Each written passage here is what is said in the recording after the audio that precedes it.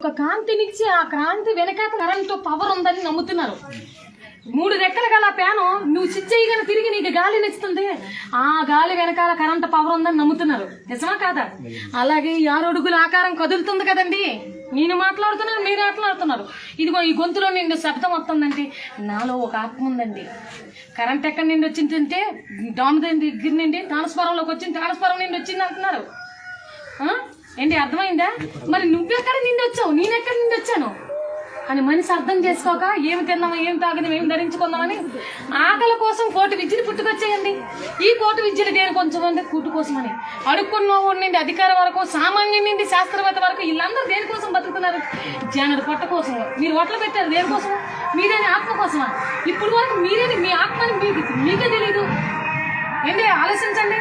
మీకు చేతిలో cell phone ఉంది, మీ సెల్ ఫోన్ అంటే ఇది నాది అంటారు. నేను తీసుకున్నాను అనుకోండి, ఇది నాది అంటున్నారు.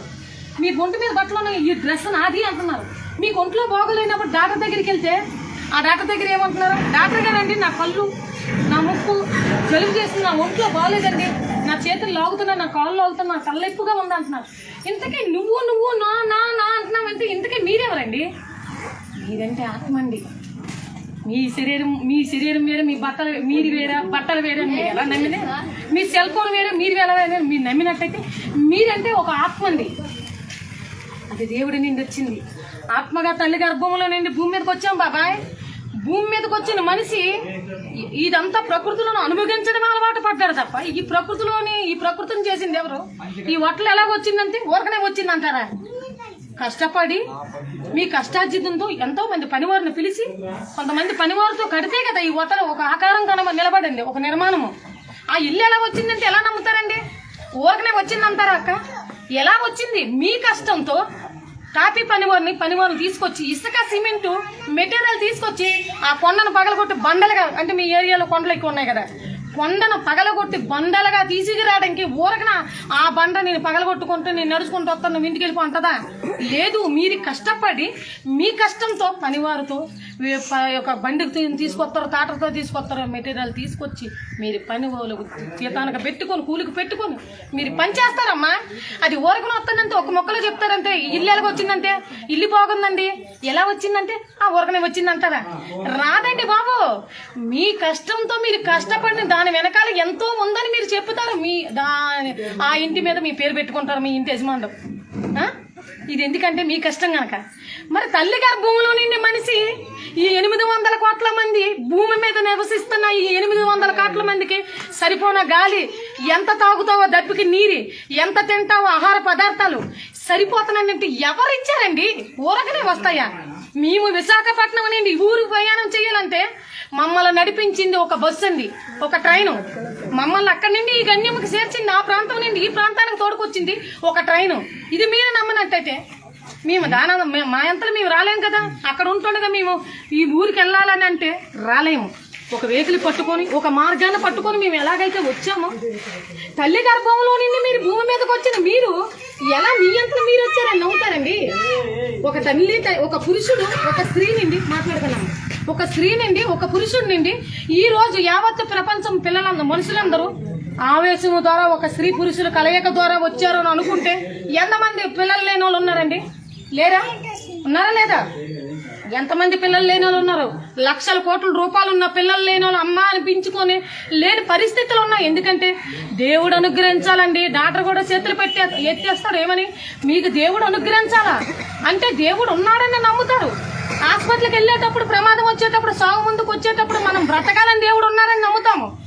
మరి బ్రతికుండగా 60-70 సంవత్సరాల మనిషి ఈ శరీరం కోసమే బతికి ఆలోచించుకుంటూ దీనికోసమే బతికే మనిషి అసలు ఈ శరీరంలో నేనే ఆత్మని ఇందులో ఎలా ఉన్నాను? ఒక నైట్ తిరుగుతుందంటే దాని కరెంట్ ఉంది, ఒక ఫ్యాన్ తిరుగుతుందంటే దాని వెనకాల కరెంట్ పవర్ ఉంది అంటున్నాను. టీవీలో అనేక మంది సినిమాలు వస్తున్నాయంటే దాని వెనకాల కరెంట్ పవర్ ఉందని నమ్ముతున్నాను. మరి నేనే ఆత్మని ఇందులో ఉన్నానని ఎలా ఆలోచించగలుగుతున్నారండి? ఎలా ఆలోచించలేకపోతున్నారు? ఆలోచించండి. లేరనుకుంటున్నారా మీరు ఆత్మగా? మీరు లేవనుకుంటున్నారా? మీ ఇంట్లో, మీ ఊర్లో ఎవరు చనిపోలేదండి? ఆత్మ లేదని అనుకున్న వాళ్ళకి చెప్తున్నాను నేను. ఏమైనా మీ ఊర్లో ఎవరు చనిపోలేదండి? చనిపోయిన వాళ్ళు ఫ్రిడ్జ్లో మీరు ఐస్ తీసుకొచ్చి మీ ఇంట్లో పెట్టుకున్నారా? శ్మశానంలో పూడ్చేశారా బాబాయ్? శ్మశానంలో పూడ్చేశారా, పాటేశారా, కాల్చేశారా? ఏదో ఒక చేశారు. ఏదో ఒకటి చేస్తారు, కూర్చేయడమో కాల్చేయడమో చేస్తారు. మరి ఆ వ్యక్తి బ్రతికుండగా సమాజంలో ఉన్నాడంటే ఆ వ్యక్తిలో ఉన్నది ఎవరు? కళ్ళు అక్కడే ఉన్నాయి, ముక్కు అక్కడే ఉంది, ఆకారం అక్కడే ఉంది, చేతులు అక్కడే ఉన్నాయి, మరి ఇంటి కదలట్లేదు బాడీ. కరెంటు పోయింది, ఫ్యాన్ తిరగదండి, నువ్వు కర్రేసి తిప్పినా తిరగదండి బాబు. ఎందుకంటే అది పదార్థము, నైట్ కాంతినివ్వదండి కరెంట్ పవర్ లేకపోతే. అది ఎందుకని? అది పదార్థం అండి బాబు. టీవీలో ₹1,00,000 టీవీ తెచ్చి నీ ఇంట్లో పెట్టుకుని గోడ టీవీ అంటున్నారు, 2 లక్షలు పెట్టి తెచ్చుకున్నా. దాంట్లో పవర్ లేకపోతే అది మెటీరియల్ అండి బాబు. టీవీ అని ఒక మెటీరియల్, అది బొమ్మ రాదండి బాబు. ఈ బొమ్మ నింపాలన్నా, పేన తిరగాలన్నా, గాలి నింపాలన్నా, నైట్ ఎలగాలన్నా, నీకు కాంతి నింపాలన్నా, నీ ఇంట్లో నువ్వు పని చేసుకోవాలన్నా, ఈరోజు వాసన మిశ్రం పని చేయాలన్నా, టీవీ పని చేయాలా, మిక్సీ పని చేయాలన్నా, దీని వెనకాతల ఒక పవర్ ఉంది, దాని పేరు నిజెత్తి అన్నారు. అది కరెంట్ పవర్ అన్న. ఇది నిజమైతే 6 అడుగుల ఆకారాన్ని కోసం ఈ ప్రకృతి పెట్టుబడి పెట్టి ఈ ప్రకృతి అంతా మనకు సేవలు అందిస్తుందంటే ఈ 6 అడుగుల ఆకారంలో ఒక మహాశక్తి ఆత్మ ఉంది. అది దేవుని నుండి వచ్చిందండి, దేవుని నుండి వచ్చింది. అది నిజం కాదంటారా? ఏంటి బతికుండగా మనము సమాజంలో బ్రతుకుతున్నాం, చనిపోయిన తర్వాత శ్మశానంలో మనం కూర్చేస్తున్నారు, కాల్చేస్తున్నారు. ఈ నిజాలు కాదంటారు? ఆలోచించండి. నిజానే చెప్తున్నాం, మన మధ్యలో జరిగినాయే కదమ్మా చెల్లి, మన మధ్యలో జరిగినాయి ఈ నిజాలు. ఈ నిజాన్ని గ్రహించట్లేదు మనిషి. గ్రహించట్లేదు కనుక ఈ ప్రకృతిలో నిన్న గాలి పీల్చుకున్నావు, సూర్యుడి నుండి వచ్చే వేడి పీల్చుకున్నావు, అనుభవించావు. వర్షాలు కురిస్తే దప్పికి దాహం వేసిందని దప్పికి తాగేశారు, ఆకలి వేసిందని కాయగూరలు తెచ్చుకొని అన్నం కూర వండుకొని తినేశారు. కానీ ఎలా వచ్చే మనిషి ఆలోచించలేదు గనక నువ్వనే ఆత్మ తల్లి గర్భములో నుండి 6 అడుగుల ఆకారంలో ఉన్నావు గనక నీ ఆకారం కదులుతుందని నమ్మలేదు గనక యేసుప్రభు అని ఒక మహానుభావుడు వచ్చాడు బాబాయ్. యేసుప్రభు అని ఒక మహానుభావుడు వచ్చాడు 2021 సంవత్సరం కిందట. యేసుప్రభు అని ఒక మహానుభావుడు వచ్చాడు. దేనికి? ఈ మాటలు నాయి కాదండి, ఈ మాటలు చెప్పాడని భూమి మీదకి వచ్చి. ఏమని? ఆత్మే జీవింపజేస్తుంది, శరీరము కేవలం నిష్ప్రయోజనము. ఏమా కాదంటారా? అమ్మా మీరు వరిసేను పండిస్తున్నారు కదా, వరిసేను పండించారు కదా, మీరు ఏరుశనగ పండించారు కదా, మీరు కందులు పండించారు కదా, ఎన్నో పండిస్తున్నారు కదా తల్లి. మీరు వేసిన ఏరుశనగలు బయటకు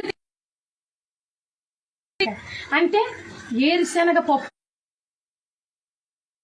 వేరా, ఏరుశనగ తొక్క వేరా, ఇక్కడ 2 కనిపిస్తున్నా లేదా? అలాగని ఈ ఏరుశనగ పప్పే నాకు అవసరం, తొక్క అవసరం లేదంటారా?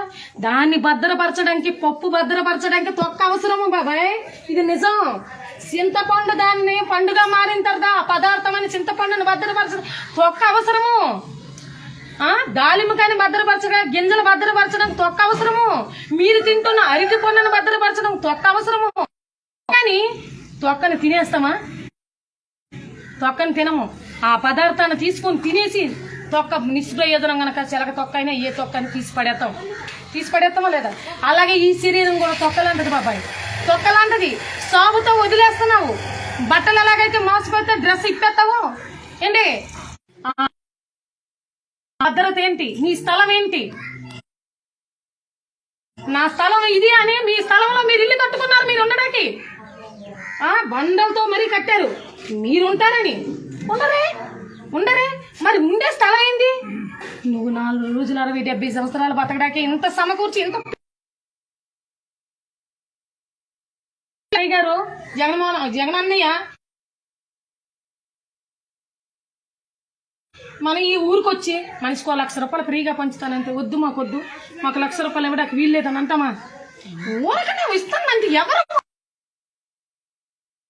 తల 1,00,000 ఇస్తానంటే వద్దంటామా?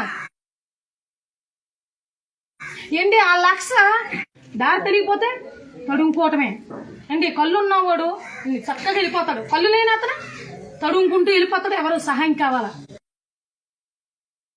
ఈ భూమి మీదకి వచ్చిన మనం